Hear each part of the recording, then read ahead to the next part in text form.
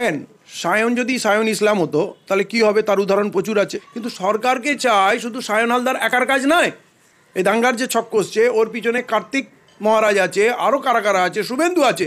এই শুভেন্দুকে এখনই অ্যারেস্ট করা উচিত যে তুমি 50টা মন্দির বলেছিলে ভেঙেছে, কোথায় মন্দির 50টা ভেঙেছে দেখাও।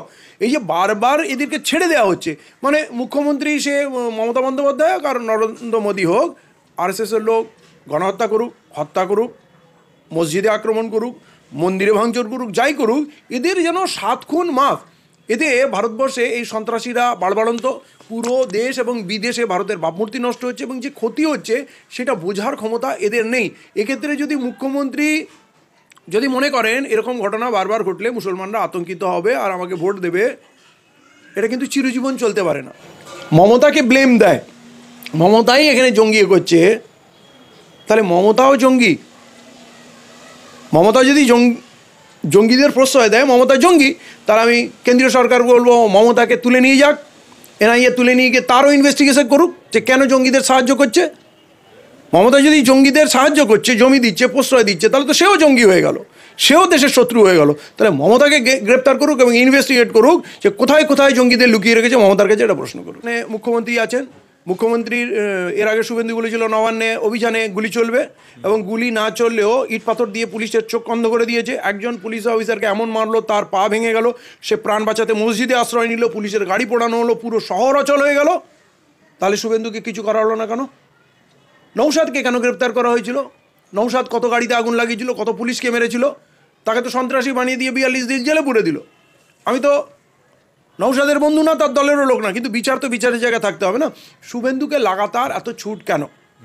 আর এতে পশ্চিমবাংলার কি উন্নতি হচ্ছে? শ্রীমতী মমতা বন্দ্যোপাধ্যায় দিনের শেষে যদি বলেন যে না আমি তো হিন্দু, আমি তো আরএসএসের পক্ষে থাকবো, আমি তো বিজেপির পক্ষে থাকবো, এই যদি সিদ্ধান্ত হয় যে মানে কোনো হিন্দুর বিরুদ্ধে আমি যাব না, আর কোনো ওই শুভেন্দু হোক আরএসএস বিজেপির আমি বিরুদ্ধে যাব না, আমরা প্র্যাকটিক্যালি এটা দেখতে পাচ্ছি উনি কিন্তু ওদের প্রতি খুব নরম। এবং কালকে যদি শুভেন্দু ওনার কাছে আসে, আবার ওই ছোটো ভাইকে স্নেহ করে পাশে বসাবেন, হয়তো আবার একটা মন্ত্রী বানিয়ে দেবেন যেমন বাবুল সুপ্রিয়কে করেছেন। তাহলে এইগুলো কিন্তু আমাদের ভাবতে হবে। এই রাজ্যের শাসনভার কিন্তু আমরা দিয়েছি মুখ্যমন্ত্রীর হাতে, শুভেন্দুর হাতে না। অতএব শুভেন্দু এই করছে ওই করছে বললে হবে না, তাকে প্রশ্রয় দিচ্ছে মুখ্যমন্ত্রী। এর আগে মুর্শিদাবাদ থেকেও সামান্য কৃষক, সামান্য ছাত্র, তাদেরকে তুলে নিয়ে গেছে আল কায়দা বলে। আপনি জানেন রানাঘাটা, মানে সাউথ 24 পরগনা, ওখানে কয়েকজনকে তুলে নিয়ে গেছে। এবং বিগত 20 বছরে ভারতবর্ষে যত সন্ত্রাসবাদের নামে মুসলিম যুবকদের গ্রেপ্তার করা হয়েছে, তারা 10 বছর 20 বছর এমনকি 23 বছর পরও বেকসুর খালাস হয়েছে। তাদের জীবনটা আর ফিরিয়ে দেওয়া যাবে না।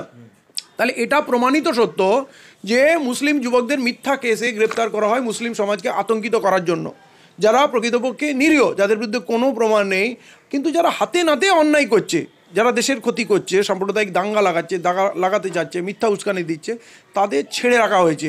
তাহলে মিডিয়া এদের বিরুদ্ধে বলছে না, মিডিয়া মিথ্যা কথা সবসময় বলছে, কিন্তু আইন বলে একটা জিনিস আছে, প্রশাসন, আরে একটা লোকের বিচার 23 বছর পর নির্দোষ বেকসুর খালাস হবে, কেন আদালত কেন ফাস্ট ট্র্যাকে এদের জাজমেন্ট করবে না?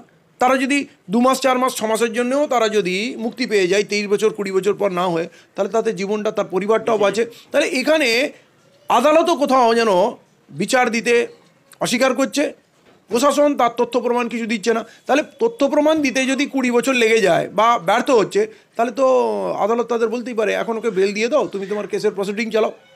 বড় বড় আসামিদের, মহারাজদের, রেপিসদের আমরা দেখছি পেরোলে বার করা হচ্ছে, বাইরে বেশিরভাগ সময় বাইরেই থেকে যায়। আর বিলকিস বানুর মতো হত্যাকারীদেরকে আজকে পেরোলে ছেড়ে দেওয়া হলো, তারপরে তাদের মুক্তি দেওয়া হলো, এবং তাদের নাকি আর খুঁজে পাওয়া গেল না। যখন সুপ্রিম কোর্ট বললো না আমাদের মুক্তি দেওয়া যাবে না, তাদের আজ পর্যন্ত আর খুঁজে পাওয়া গেল না। এইগুলো খুব নক্কারজনক উদাহরণ। এর ফল দেশের জন্য ভালো হবে না, দেশের সম্প্রীতি নষ্ট হচ্ছে, দেশের প্রশাসন আইন ব্যবস্থার প্রতি মানুষের বিশ্বাস নষ্ট হচ্ছে। কিন্তু যারা হাতে নাতে অপরাধ করে ধরা পড়ছে তাদেরকে জঙ্গি বলা হয় না। কখনো নাশকতা কাজ করছে, কখনো পাকিস্তানের সঙ্গে এজেন্ট হিসাবে ডিফেন্সের টপ সিক্রেট লিক করে দিচ্ছে, এবং সেগুলো সব ধরা পড়ছে বিজেপির নেতা, অথচ তাদেরকে জঙ্গি বলা হয় না। এটা একটা অদ্ভুত ব্যাপার। বেলডাঙ্গার ঘটনাটা আমরা দেখলাম, সেই সময় আমরা দেখেছি যে বিজেপি কি পরিমাণে এই নিয়ে কথা বলছে, সাম্প্রদায়িক উস্কানি দেওয়ার চেষ্টা করেছে বলে বিভিন্ন মহল থেকে অভিযোগ উঠছে। কিন্তু যখন মূল অভিযুক্ত বা মাস্টার মাইন্ড গ্রেপ্তার হচ্ছে, বা ওই যে চক্রান্ত করেছিল গোটা বিষয়টা নিয়ে, তিনি যখন গ্রেপ্তার হয়েছেন তারপর থেকে বিজেপি নিশ্চুপ। কি বলবেন এই বিষয়টা নিয়ে? দেখুন, এটা তো এখন দিনের আলোর মতো পরিষ্কার। এদের কাজ হচ্ছে হিন্দু মুসলমান করে হিংসা ছড়ানো, দাঙ্গা লাগানো এবং তার কতটা রাজনৈতিক ফায়দা তোলা যায়। তাহলে এইখানে একটা মুসলমানকে জঙ্গি সাজানো, জঙ্গি তকমা দেওয়া, তার বিরুদ্ধে গরম ভাষণ দেওয়া, যেখানে হিন্দুরা খাতরে মে হ্যাঁ, হিন্দুরা বিপজ্জনক, এই মুসলমানরা দেশের জন্য বিপজ্জনক, এরা গাদ্দার, এরা দেশের শত্রু, এটা হচ্ছে এদের সাবজেক্ট। কিন্তু সেই কাজটা, সেই ফ্রেমে যখন সায়ন হালদার এসে গেল, তখন এতদিন যে মিথ্যা প্রচার করছিল, মানে ওখানে নাকি মুসলমানরা হিন্দুদের মন্দির ভাঙছে, শুভেন্দু বিধানসভায় দাঁড়িয়ে বলেছে 50টা মন্দির ভাঙা হয়েছে, ও 50টা মন্দির নাম বলতে পারবে না। এখন তো শুভেন্দুর যা অবস্থা, মোদির থেকেও বেশি মিথ্যে কথা শুভেন্দু বলে। এবং শুভেন্দু গার্ডেন রিচে গিয়েও এই ধরনের কথা বলেছিল যে ওখানে ঠাকুর আক্রমণ করা হয়েছে, পান্ডালে ভাঙচুর হয়েছে, হুমকি দেওয়া হয়েছে, প্রকৃতপক্ষে কিছুই না, একটু কথাবার্তা হয়েছিল মাইক চালানো নিয়ে। তো তিলকে তাল করা, সে শামপুরেও গেছিলো দাঙ্গা লাগাতে, বেলডাঙাতেও হাজির হয়ে গেল। তার কথা হচ্ছে যে কোনোভাবে দাঙ্গা লাগিয়ে তাতে কিছু লোক মরে মরুক, কিছু লোকের বাড়ি পুড়ে যায়, পুড়ে যাক, ওর রাজনীতিটা হওয়া দরকার, ওর মুখ্যমন্ত্রী হতে হবে। এবং এখানে দাঙ্গা না লাগালে, হিন্দু মুসলমান আলাদা না করলে ওর ভোট আসবে না। এই বাংলার হিন্দু মুসলমান যে শান্তির পক্ষে, সম্প্রীতির পক্ষে, উন্নয়নের পক্ষে, এই জিনিস তো ওরা শেখেনি। অতএব শুধু শুভেন্দু না, ওর সঙ্গে অনেকগুলো চ্যানেল আছে, এবিপি বাংলা, আর বাংলা, হ্যাঁ, এরকম অজস্র চ্যানেল আছে, আরও কিছু ব্যক্তিত্ব আছে, তারা দিন রাত চেয়েছে মানুষ মনে মরুক, দেশের অর্থনীতি নষ্ট হোক।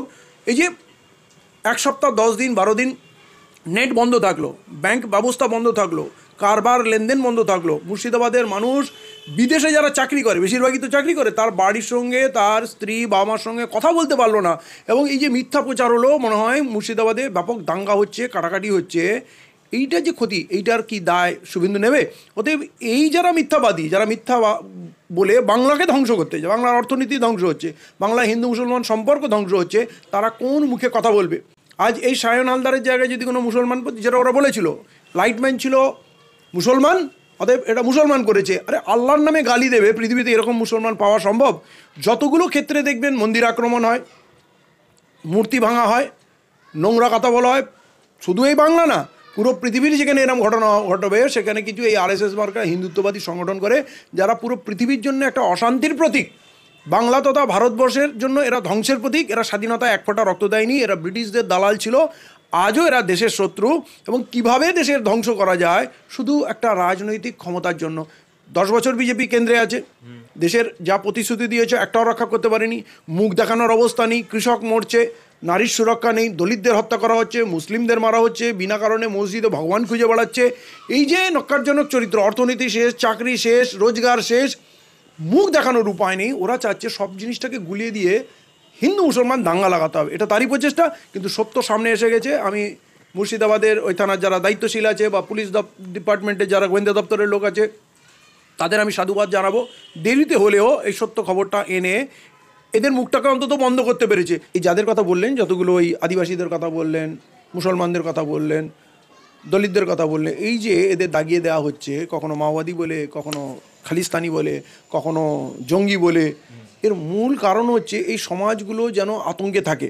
এই যে শাসক সমাজ, মনুবাদী শাসক সমাজ, ব্রাহ্মণ্যবাদী এই যে শাসন ব্যবস্থা রয়েছে, দেশের 85 থেকে 90% মানুষ এই পিছিয়ে পড়া জাতি, তাদের আটকে রাখার উদ্দেশ্যেই কিন্তু এই আতঙ্ক, মিথ্যা কেস, জেল, এমনকি এনকাউন্টারে গুলি করে মারছে, তাদের জল জঙ্গল দখল করে নেওয়া, তাদের ভিটেমাটি দখল করে নেওয়া, এখন ওয়াকফ সম্পত্তি দখল করার যে প্রোগ্রাম নেওয়া হয়েছে, একটাই, এদের আমরা আগে বাড়তে দেবো না।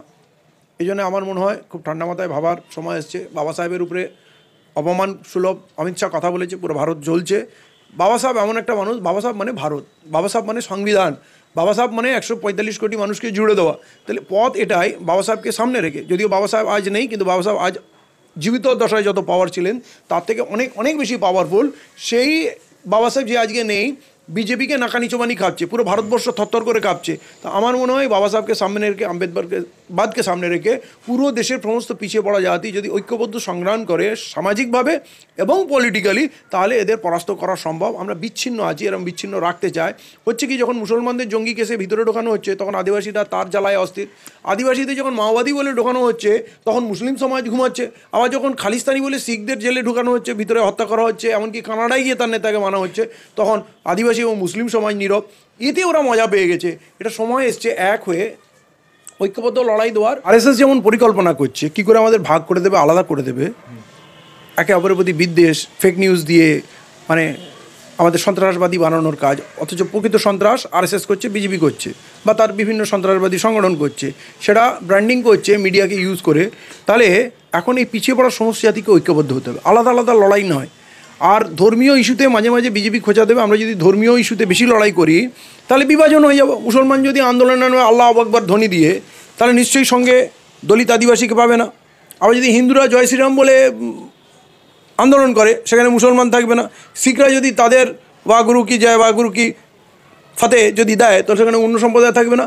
এই জন্যে মৌলিক লড়াই, জীবন জীবিকার লড়াই, বেঁচে থাকার লড়াইটা বাবা সাহেবকে সামনে রেখে লড়তে হবে, সংবিধানকে সামনে রেখে লড়তে হবে, দেশকে সামনে রেখে লড়তে হবে। এটা যদি আমরা করতে পারি, এটা সময়ের দাবি, আমরা খুব সহজেই বিজেপি আরএসএসকে পরাস্ত করতে পারবো।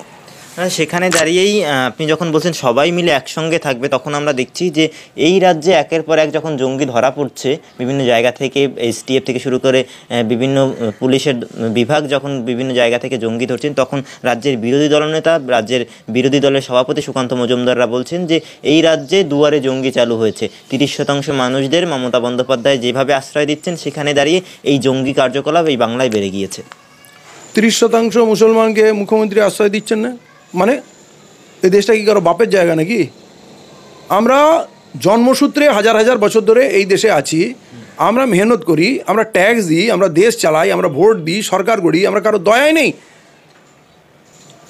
জঙ্গি যদি থাকে দেশে, ইনভেস্টিগেটেড এজেন্সি এনআইএ থেকে আরম্ভ করে সিবিআই, ইডি আজ পর্যন্ত মুসলমানদের কোনো অপরাধ প্রমাণই করতে পারেনি। 20 বছর পরও তারা বেকসুর খালাস পাচ্ছে। তো এর বিরুদ্ধে তো ক্ষতিপূরণ দেওয়া উচিত। আর মুখ্যমন্ত্রী চুপ করে বসে আছেন কেন? মুখ্যমন্ত্রীর বিরুদ্ধে যখন বলা হচ্ছে যে আপনারা 30% সংখ্যালঘুদের, সন্ত্রাসীদের, এদেরকে আশ্রয় দিচ্ছেন, তো মুখ্যমন্ত্রীরও তো খুলে কথা বলা উচিত। মুসলমানদের ভোটেই তো উনি দাঁড়িয়ে আছেন।